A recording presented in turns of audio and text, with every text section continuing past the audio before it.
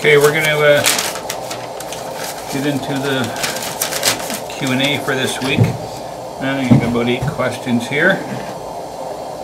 Pretty good.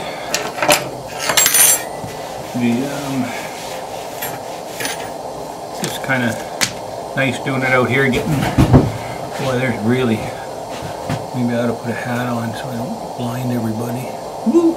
Woo! I'll be sending SOS signals. Anyways, okay, we'll get right down to her. Scott wants to know, how far away can I draw beavers using caster? Well,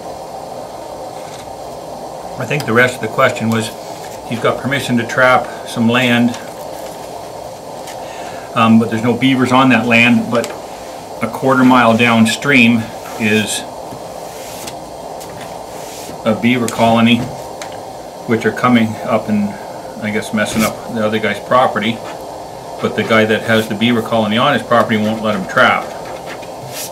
So yeah, beavers travel lots, especially this time of year. They will, I've caught beavers a mile away from the nearest live house in the fall, like right around freeze up time. Big ones, little ones, anything. I've caught them in otter traps, like I said, a mile away from the nearest house. So if you set some traps right along the edge of the property line, put one on each side of the creek, river, watershed, whatever it is, with caster, they'll travel up to it. Now, as far as drawing them with the scent, that, you know, depends on the wind and everything else. Because obviously, if it's against the wind, it's not gonna draw them 10 feet. But if it's downwind, you know, they will. I'm not sure what their range of smell is for that, but I don't think it really matters, because, like I said, they will travel up and out of their, you know, it's not like they're going every day, but they're going to make trips back and forth. And, you know, even right here outside of the cabin, I've got a beaver trap right here. They're cutting wood right at the bottom of the rapids, and I don't know where the beaver house is. It's downstream somewhere. I haven't found it. But, you know, I flew the drone over there earlier in the fall, and I couldn't see no widening where they're. So there must be a deep hole where they've got a bank den or something, because I never noticed the thing. But they'll travel a long ways to, and if you've got the caster there, when they come by, you'll snag them. Wade wants to know, how did the mite problem go? The mite problem went very well with a quarter can of Raid and a garbage bag. It took care of the mite problem really well, and the coyote, that yote wasn't worth saving. I wasn't touching it anyway, so it's gone into the fire pit. Okay, and how do I deal with mange? Rendezvous wants to know. You know, I know they say you're supposed to burn the carcasses and whatnot, because so the other animals don't come up, but really, I mean, you leave a coyote out in the bush, the birds are going to have it gone so fast, and I don't think another coyote's going to come near it when it's dead. You know, if you've you know, seen coyotes at a snare set where there's a dead, you know, coyote in a snare, they don't come too close to it usually. So, you know, I don't. That one I had at the house with those shoulder mites, I burnt that thing. But like if they're out in the bush, I cut the snare and leave them right there, because I don't want to. Or if I'm resetting the snare, then I'll move it. You know, I'll drag it out of the way. But I think my lantern's going to burn out of fuel here. Okay. When turning a marten, how do you start? Nose or tail? Every fur that you turn fur out, it is suggested you do it nose first. I always have. well, I shouldn't say always have, because I tried turning it tail, or from the tail out the other way, and that just didn't work. Yeah, my light is dying quickly here. So, yeah, I'm going to fill up the lantern after I let it cool down. Remember, safety, let it cool down, then fill it up. And you go outside to fill it up, and then leave it for a while so anything you spill on the outside can evaporate. But anyways, yeah, we'll continue this. But yeah, everything that gets turned should be turned nose first. And if it's too difficult to turn like that, that means you're letting it dry too much. You know, I know nobody likes to turn it wet. There's a fine line there that's too dry or too wet. You know, and the problem is your head is always the piece that dries enough at the last.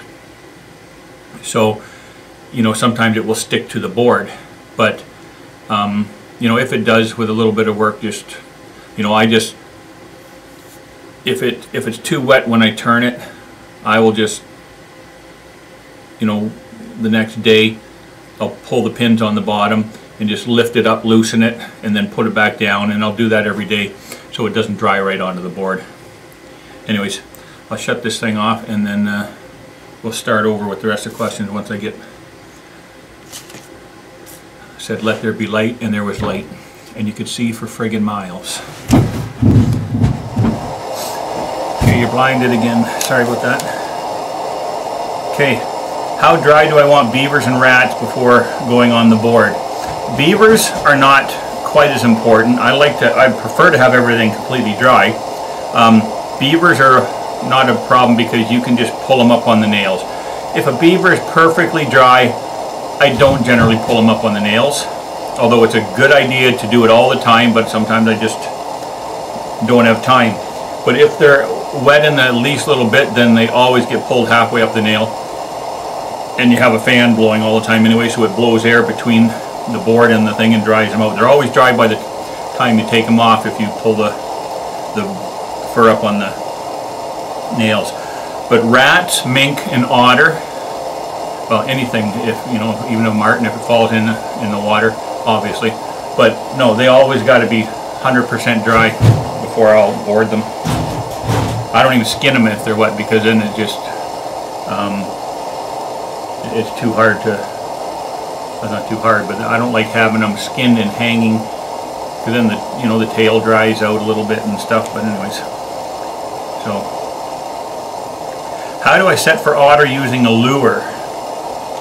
You know, I'm going to do that one in a couple minutes because I've got a lure in my backpack out on the bike, and I'll actually show you. And Wade wants to know, does it damage fur to be in a shed with fluctuating temperatures? And I don't think so. I've had my whole life, even now I've got, you know, a wood stove. So when it's cold enough that I light the wood stove, you know, it'll be 70 degrees in there, and then, you know, the next day if I don't have anything to skin, it'll be, you know, -10. So, and I don't think it matters even in the least little bit. So yeah, just have at her. It's not a big deal.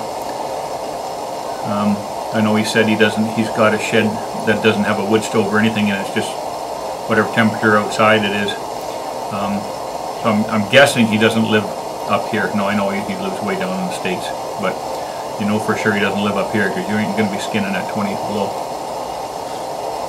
Anyways, I'll go outside and get a trap and a fishing lure, and I'll show you how to do that set for otter. Okay?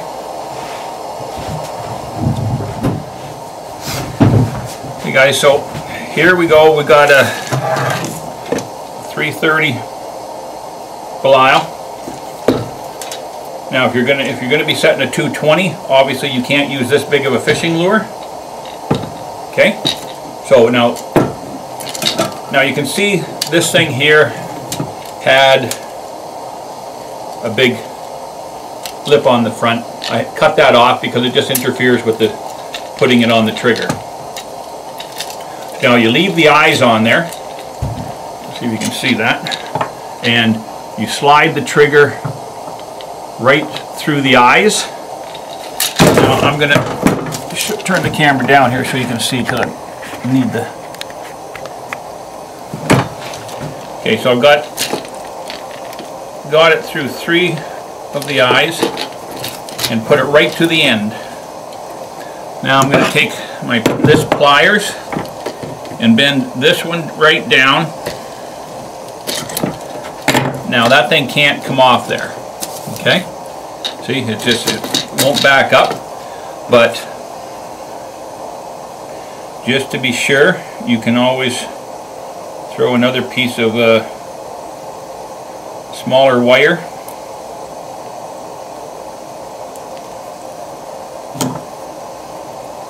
Now remember, these otters are going to hit this thing pretty hard, so you don't want to just have it tied on there with some light string, because I mean, you'll still have the otter, you just ain't going to have a lure left anymore. So through here and around the jaw.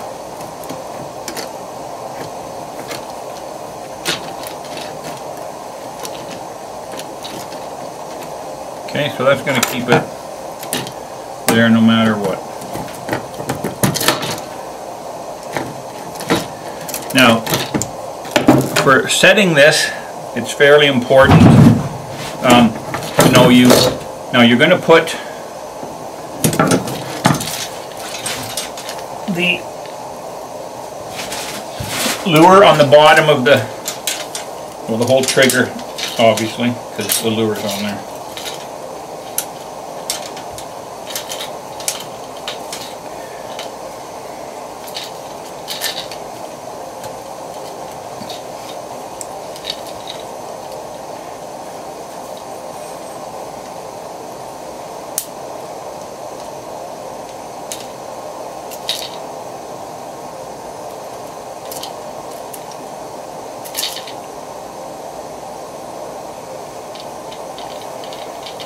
Okay, so now you've got your,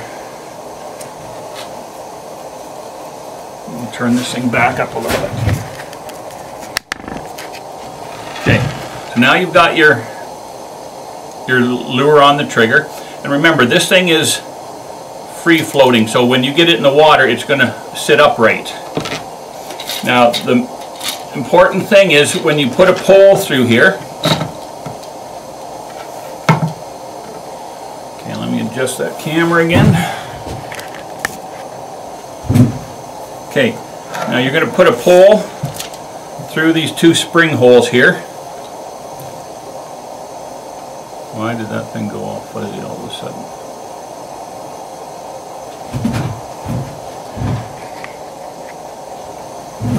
There we go. Okay, pole through here, and your trap is going to be, so the current is flowing like this, so that the pole is protecting your lure a little bit, because there's going to be some drag on that. You're not going to be able to set it sideways in the current like so, because grass, weeds, little sticks are going to flow down and get caught on that trigger, and eventually there will be enough tension on there to set the trap off. So you've got direction of water like this, a pole here. It guards any weeds or something that come down. They'll get caught on that pole before they get caught on your lure. And the otters will be swimming up like so, and this thing, like, it glows very well in under the water. It's very, very noticeable. As a matter of fact, next time I come out, I'll bring that underwater, or that extension I made for my underwater camera, so that you can see the otter set I have right down here by the bridge. All right, so that's how you put the lure on the trigger. And like I said, 3 years ago when I had my tent camp here, you know, I got bored one night. I was nothing to do, and I didn't have any lures in here, so I took a pop can. I cut the pop can into the shape of a fish, wrapped it around that trigger, and set it down there. And then the next day I went home. The next day I came back, or not next day, but 2 days later I came back, and I had an otter in the trap just using a pop can for an attractor. So it really doesn't have to be a fishing lure, but it just works you know, very well. And like I said, I think I paid $5 for this lure. And there you go. That's how you attach it to the trigger. Alrighty.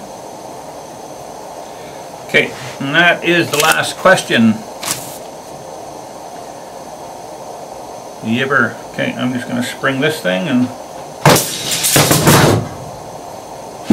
we're done. Have a good night.